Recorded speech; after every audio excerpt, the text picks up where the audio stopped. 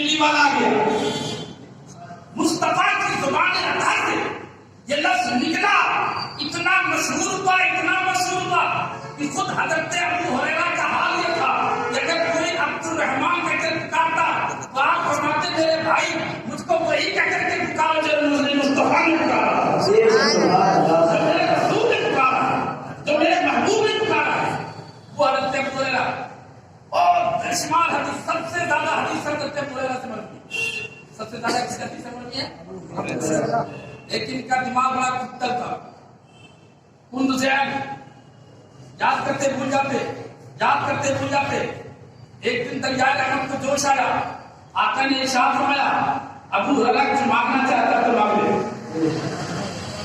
حضرت ابو ہریرہ فرماتے یا رسول اللہ میرا مائنڈ بہت کمزور ہے، میموری بہت کمزور ہے، دماغ بہت کمزور ہے، یاد کرتا ہوں بھول جاتا ہوں، آپ مجھے علم عطا فرما دیں. آقا کائنات نے فرمایا اچھا دامن پھیلا. سبحان اللہ. کبھی دامن نہیں کیا جاتا ہے؟ کسی کا ذہن کمزور ہو، کسی کا دماغ کمزور ہو تو آپ کیا کہیں گے؟ جب کسی حکیم سے ملو، بادام شہد کھانا، یہ کھانا لے کے گئی. میرے آقا نے فرمایا ابو ہریرہ اپنی چادر پھیلا. حضرت ابو ہریرہ نے اپنی چادر کو پھیلایا.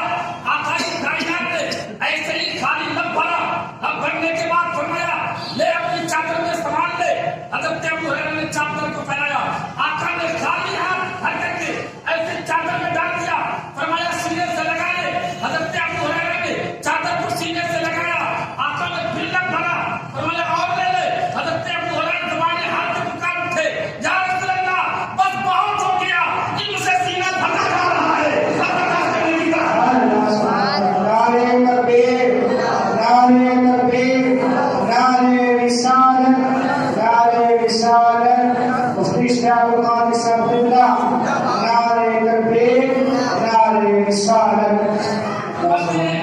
اب میرا حال یہ ہو گیا جو حدیث سن لیتا تھا میں کبھی بھولتا نہیں. حضرت ابو ہریرہ فرماتے ہیں کہ حضور صلی اللہ علیہ وسلم نے ظہر یا عصر کی نماز پڑھی. پیچھے سب میں آخری سب میں ایک صاحب وہ تھوڑا آگے بڑھ گئے، سب سے آگے بڑھ گئے، نماز سے فارغ ہوئے. حضور صلی اللہ علیہ وسلم کہاں تھے؟ منبر پر. کہاں تھے؟ منبر پر. اور صحابی آخری سب پہ. حضور صلی اللہ علیہ وسلم نے سلام پھیر دی، نام لے کر کے فرمایا یا فلاں، نام لیا. صرف یہ نہیں کہ ایک آدمی ایسا کہ نہیں، نام لے کر کے. اور پھر فرمایا واللہ ما یخفی علیک خشوعکم ولا رکوعکم، خدا کی قسم میرے اوپر نہ تمہارا رکوع پوشیدہ ہے اور نہ تمہارا خشوع پوشیدہ ہے. فرمایا واللہ انی لأراکم من ورائی کما اراکم من قبلی، خدا کی قسم میں تم کو پیچھے سے بھی ایسا ہی دیکھتا ہوں جیسے آگے سے دیکھا کرتا ہوں. کیا فرمایا؟ واللہ ما یخفی علیک خشوعکم ولا رکوعکم، خدا کی قسم میرے اوپر نہ تمہارا رکوع پوشیدہ ہے نہ تمہارا خشوع پوشیدہ ہے. ایسا کچھ چیزیں ایسی ہوتی ہیں جسے آپ دیکھ سکتے ہیں، لیکن کچھ چیزیں ایسی ہوتی ہیں جسے آپ دیکھ نہیں سکتے.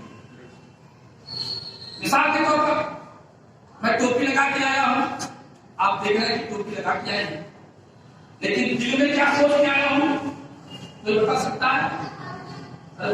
نہیں. آپ جلسہ سننے آئے ہیں، کتنے لوگ اللہ رسول کی رضا کے لیے آئے ہیں. اور ایسے بھی ہو سکتا ہے کہ کوئی ایسا بھی آیا ہو کہ قاری صاحب دیکھ رہے تھے کیا بات آیا تھا. یہ ہو سکتا ہے. یہ دل کی کیفیت.